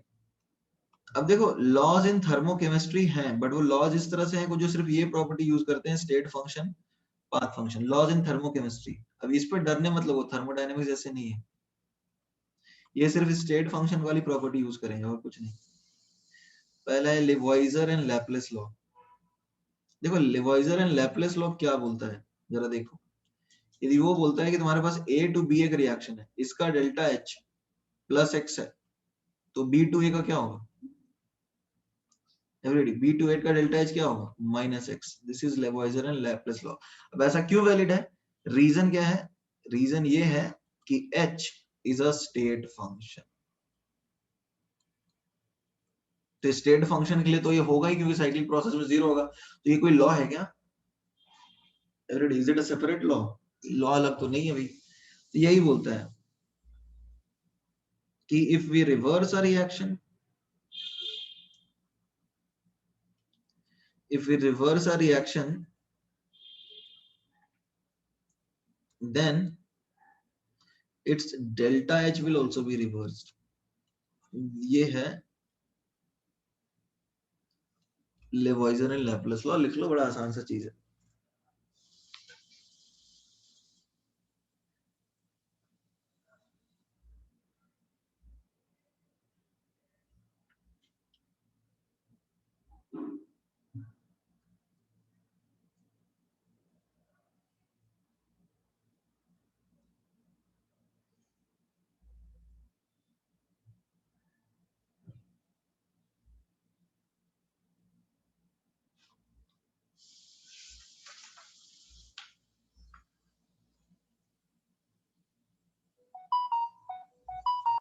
विवेक, आई वाज ट्राइंग टू से कि फॉरवर्ड मतलब A टू B एक रिएक्शन है, तो A टू B रिएक्शन के लिए डेल्टा H पॉजिटिव है, तो B के लिए, B टू A के लिए नेगेटिव होगा। इतना ही कहानी है, इससे ज्यादा और कुछ नहीं।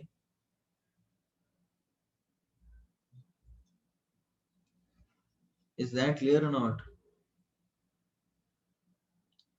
यदि A टू B के लिए डेल्टा H आपको दे रखा है पॉजिटिव, जैसे प्लस एक्स, तो B टू A के लिए माइनस एक्स होगा। इतना ही तो है, इसमें कौन सी बड़ी चीज है? और ये इसलिए क्योंकि स्टेट फंक्शन वाली प्रॉपर्टी हम सेटिस्फाई कर रहे हैं।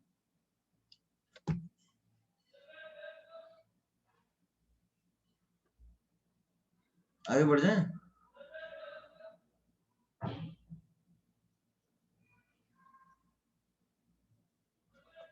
ओके, नेक्स्ट लॉ जो है that is Hess law of constant heat summation. ये नाम सुना है?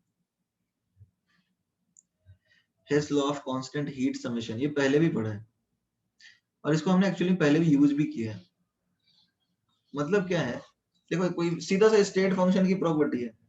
जैसे हम A से B जाना चाहते हैं, यहां से हम यहां जाना चाहते हैं, राइट? A से B जाना चाहते हैं, तो हम ऐसे जाएं और ऐसे जाएं, C जाएं, फिर D जाएं, फिर B जाएं, तो सेम ही आएगा ना। जो भी स्टेट फंक्शन है, A टू B का जो भी प्रॉपर्टी है, वो A to C plus C to D plus D to B आएगा। कोई दिक्कत तो नहीं है, क्योंकि ये स्टेट फंक्शन है। Is that clear?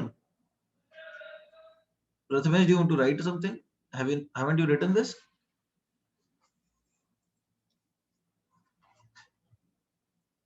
Okay, write down then.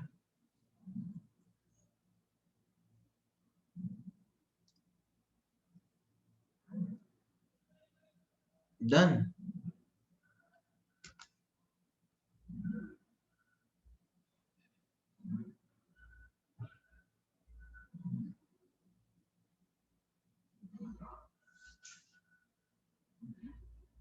Okay.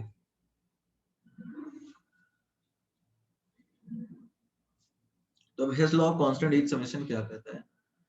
देखो, Hess law of constant heat summation हमें ये कहता है कि यदि अपने पास जैसे, देखो, कार्बन सॉलिड से कार्बन गैस, ठीक है, इसका एंथैल्पी है x, लिखना है पार्थ। ओके,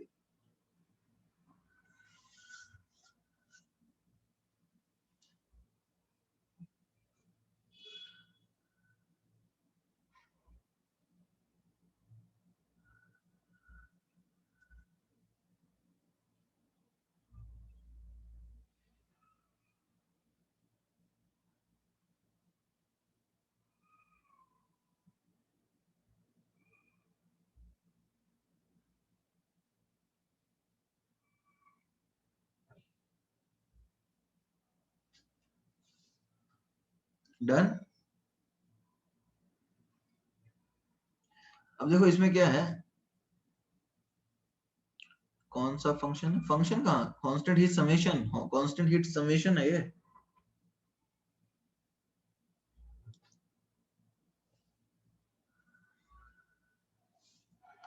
देखो अब कार्बन सॉलिड से कार्बन गैस के लिए x हो गया, ठीक है। अब कार्बन गैस ऑक्सीजन के साथ जल गया, right, and it form CO2 gas, इसके लिए ये डेल्टा H हो गया y। तो अब यदि तुम्हें लिखना है कि सीधा हम ऐसा कर दें, carbon solid plus O2 gas give CO2 gas, तो इसके लिए एंथैल्पी क्या आएगा बताओ, इसके लिए delta H T X plus Y आएगा क्या। तो अभी हम क्यों लिख पा रहे हैं बताओ, अभी हम क्यों लिख पा रहे हैं एवरीबॉडी बताओ। ये हम इसलिए लिख पा रहे हैं क्योंकि एंथैल्पी एक स्टेट फंक्शन है, इसलिए कैसे भी जाए कोई फर्क तो नहीं पड़ता ना। अब जैसे याद है हम लोग करते क्या थे, Na सॉलिड हीट किया, Na गैस को हीट किया, Na plus gas plus electron. कोई ऐसा भी तो कर सकता है डायरेक्टली इसे स्टेट में पहुंचा दे, कर सकता है ना कि डायरेक्टली वहां से वहां पहुंचा दे पहले से यहीं पे। तो क्या यहाँ पे इसको बोलते हैं सब्लिमेशन एंथैल्पी और इसको बोलते हैं आयनाइजेशन एंथैल्पी। तो इस प्रोसेस के लिए अपन क्या लिखते थे याद करो, हम यहाँ bore neighbour cycle chemical bonding में ये चीज कर चुके हैं, हम ये लिखते थे ना। क्यों लिखते थे ये, हम ये जानते थे क्योंकि वहां पे भी हम ये प्रॉपर्टी यूज करते थे कि ये स्टेट फंक्शन है।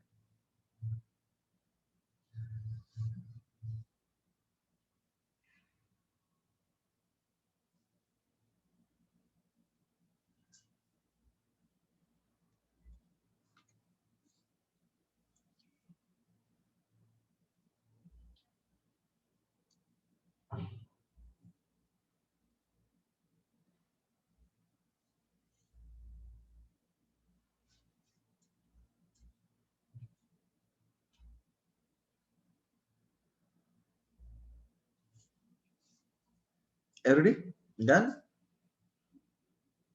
प्लस के बाद कहां पे,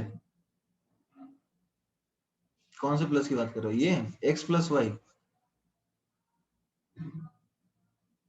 अनम्यूट करके बोलो क्या बोलना चाह रहे हो, कौन से प्लस की बात कर रहे हो।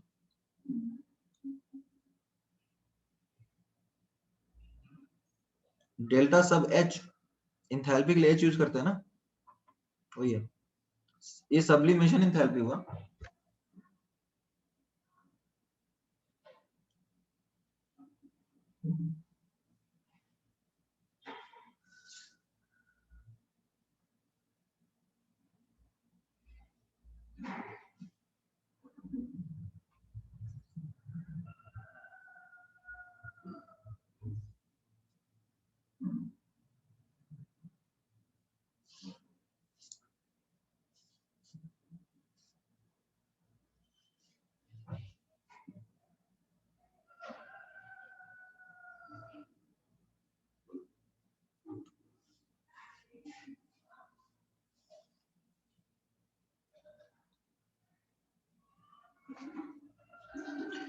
ई के, कैन यू ई के बगल में कौन सा आई, आयनाइजेशन एनर्जी या फिर आयनाइजेशन एंथैल्पी, भूल गए क्या ये सब।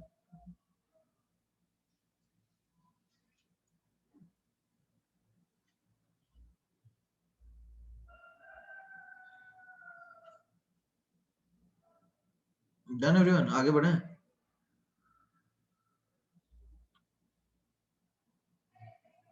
अरे ये तो आसान है ना, इसमें कोई डिफिकल्ट नहीं है, थर्मो केमिस्ट्री भी डिफिकल्ट लग रहा है क्या तुमको, ये तो इजी है ना।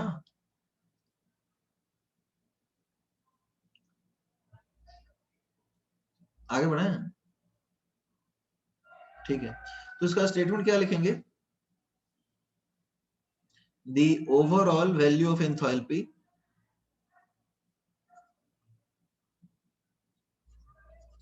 is equal to sum of enthalpies of individual reactions, sum of enthalpies of individual steps। Obviously इसका रीजन यही है कि एंथैल्पी स्टेट फंक्शन है और क्या है ना।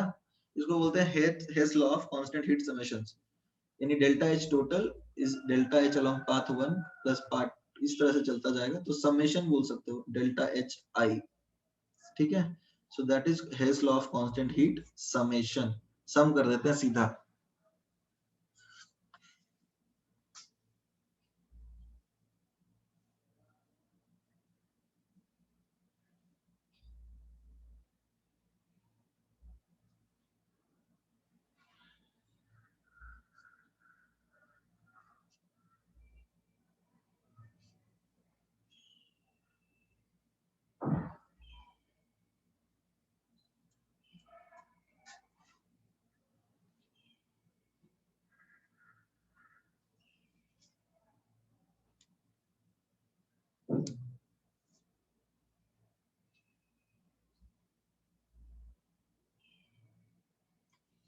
Done everyone.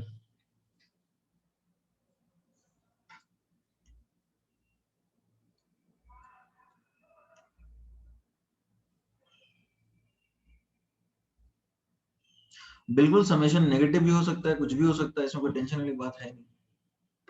इस पे छोटे छोटे क्वेश्चंस करें क्या? अब देखो इस पे क्वेश्चंस कैसे बनते हैं। मान लो एक रिएक्शन है A प्लस बी प्लस सी, इसकी एनर्जी है डेल्टा एच है प्लस 20 किलो जूल, ठीक है, या फिर ऐसा लिखता हूँ P है इसकी, और C से D प्लस E के लिए Q है, और D प्लस E से लेट से P के लिए R है। तो तुमसे पूछा जाए कैलकुलेट करो, यदि हम A से सीधा P जाएंगे तो इसके लिए डेल्टा एच क्या होगा? एवरीडी,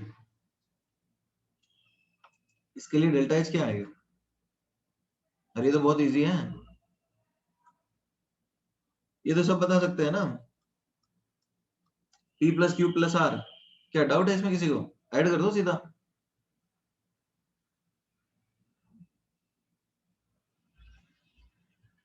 कोई दिक्कत है एवरीडी? हाँ ये A प्लस बी होगा, ये A प्लस बी होगा, actually A plus B gives P होगा ये, ठीक है, A plus B gives P होगा ये क्वेश्चन, ठीक है ना। तो अब बताओ इसके लिए क्या आएगा? P gives A plus B, P gives A plus B के लिए क्या आएगा everybody? Minus P plus Q plus R, okay. 1/3 P gives 1/3 A plus 1/3 B, इसके लिए डेल्टा एच टी क्या आएगा? Minus 1/3 P plus Q plus R. ये clear हो रहा है ना? तो ये तो इजी है, इस तरह के बेसिक कैलकुलेशन से अपन स्टार्ट करने वाले हैं थर्मोकेमिस्ट्री।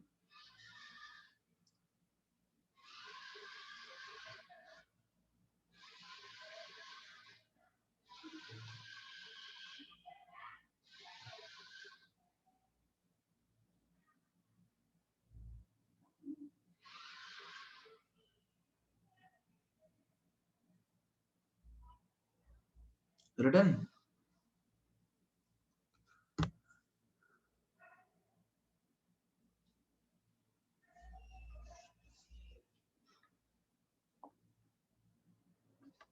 ओके। तो एक छोटा सा क्वेश्चन करते हैं। A plus B gives 2C, 2C gives D and D gives 3E, ठीक है। इसके लिए X है, इसके लिए Y है और इसके लिए Z है, ठीक है। लिखना था क्या कल पेश? ये लिखना है क्या? ठीक है, राइट डाउन।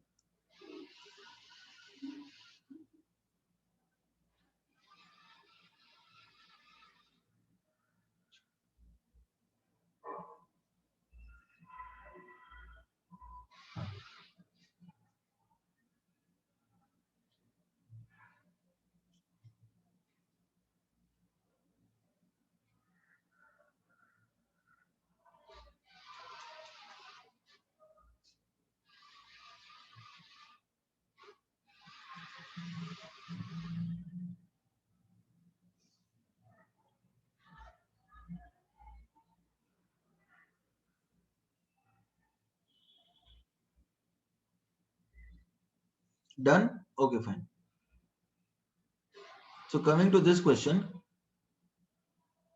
इसके लिए बताना है आपको E gives 1/3 A plus 1/3 B, इसके लिए डेल्टा एच क्या आएगा?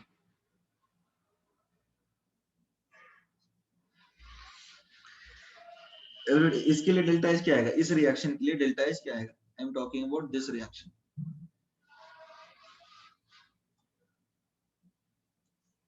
सबका आ गया answer? It is -1/3x + y + z। Is that clear और नॉट? सबका आया आंसर?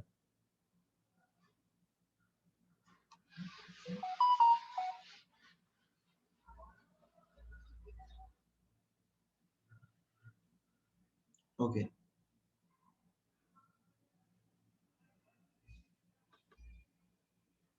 ठीक है।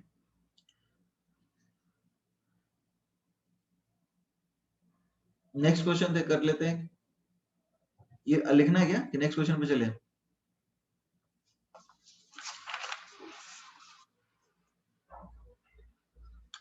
नेक्स्ट, ओके ठीक है। ये लास्ट क्वेश्चन कर ले आज के लिए, इतना ही बस। क्या बोर हो गए हो सब लोग? चलो ठीक है। ए C + D gives E + F, ठीक है। E + F gives G + H। थोड़ा इजी क्वेश्चन ही दे देता हूँ, ठीक है। तो यदि if इसके लिए x दिया है, if ये रिएक्शन के लिए 2C + 2D gives 2G + 2H, इसके लिए डेल्टा H है P, तो इसके लिए क्या होगा? ये समझ में आया? ये दिया है, ये दिया है, इसके लिए निकालना है।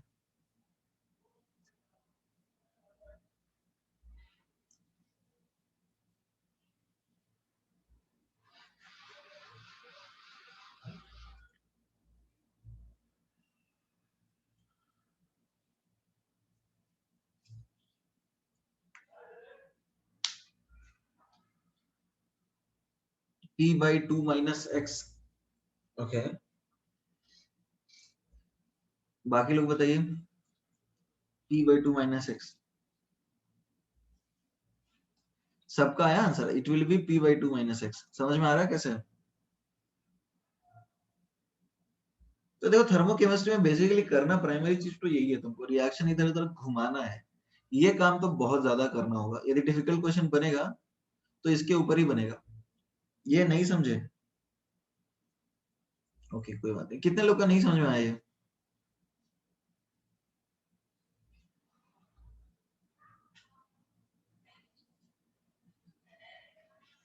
ओके ठीक है, चलो ठीक है, कोई बात नहीं।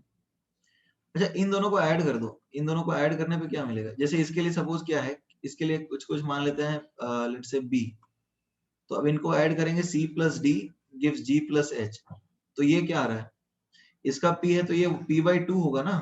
ये समझ में आया सबको? यदि ये P है 2C में, तो इसका तो P/2 होगा। तो अब ये रिएक्शंस ऐड कर रहे हैं, तो B + X आया ना। तो B क्या आया? P/2 - X।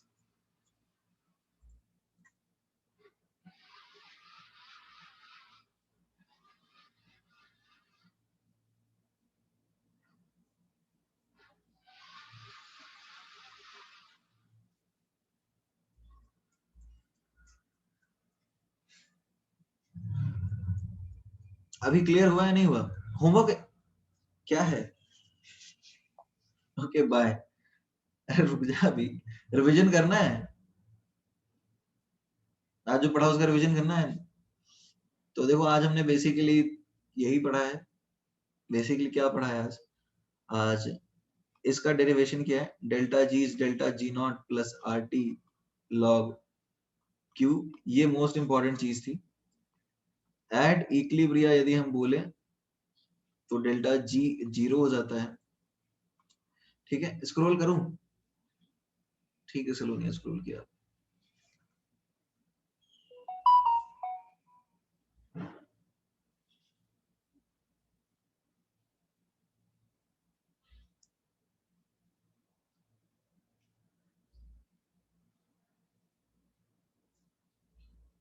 डन।